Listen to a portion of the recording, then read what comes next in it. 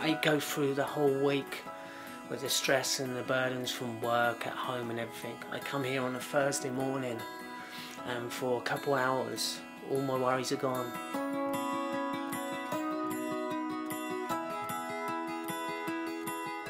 Maggie Centres provide a unique programme of emotional, psychological and practical support to anyone affected by any cancer at any time. Well, Maggie's and this building specifically is trying to not only cradle and nurture and, you know, make sort of warm and light feelings for people, but it's also giving them the energy. Our ethos within Maggie's is that we're as different to the clinical area as possible. When Maggie was thinking about setting up her Maggie Centre, she put a huge sway on how the environment affects our well-being. When you go through any form of protracted illness, you have to wait around a long time. Lots of uniforms, a lot of appointments. So to walk into a house which you didn't need any of those and you were met by a sea of smiling faces, basically, was a revelation. It was just lovely to be around people who completely understood where I was coming from, what I was going through, why I was going through it. I just find it is the most important thing that's happened to me in the last couple of years, being able to feel I can live my life again. I've been lucky enough to be involved with Maggie Centres since 2004 and very lucky to meet Kisho Kirakawa when he visits Swansea in 2005.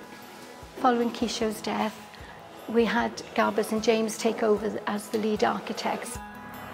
You have all sorts of different starting points in architecture. Sometimes it's the building next door, sometimes it's the view, sometimes, in this case, it was a couple of almost like picture postcards and poems and these wonderful sketches from Kurokawa himself. And then we had that developed as an outline from his office.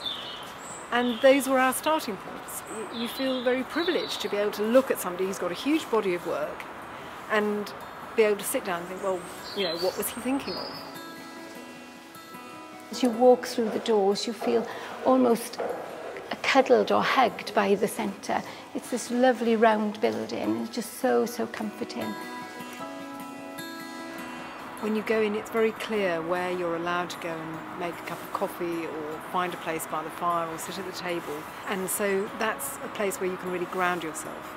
Then going into the wings, what happens with this movement, it's like a giant sundial at a certain moment because the oculus, the eye and the central dome at the top, combined with the light coming in at the ridges in the wings, means that there's a sense of light that's changing inside.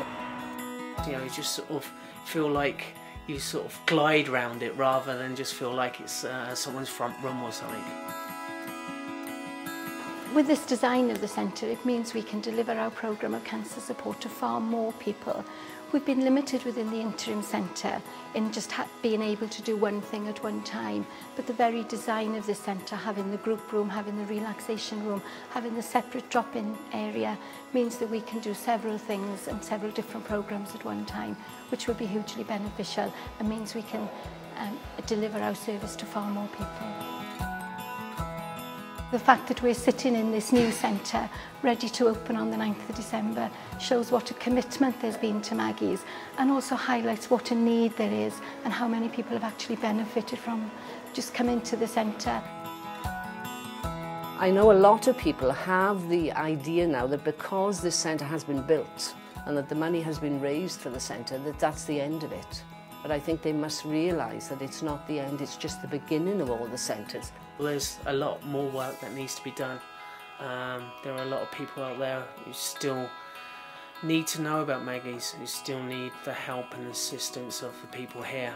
And I think more and more needs to be done to make this more available so that everyone knows that they've got somewhere to turn to in their hour of need.